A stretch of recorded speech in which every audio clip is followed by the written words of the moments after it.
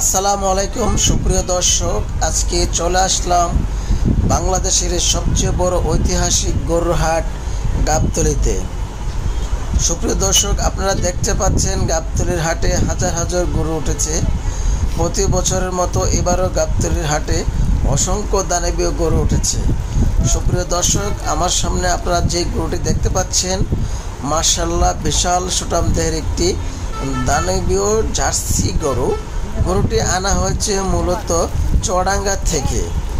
মাশাআল্লাহ দেখতে পাচ্ছেন গরুটির অনেক লম্বা উঁচু। গরুটির ওজন ধারণা করা হচ্ছে 25 থেকে 30 মণ। তো গরুটির দাম চাওয়া হচ্ছে 15 লক্ষ টাকা। তবে মালিকের সাথে কথা বলে জানতে পারলাম গরুটি নাকি এখন পর্যন্ত 7 লক্ষ টাকা দাম বলেছে।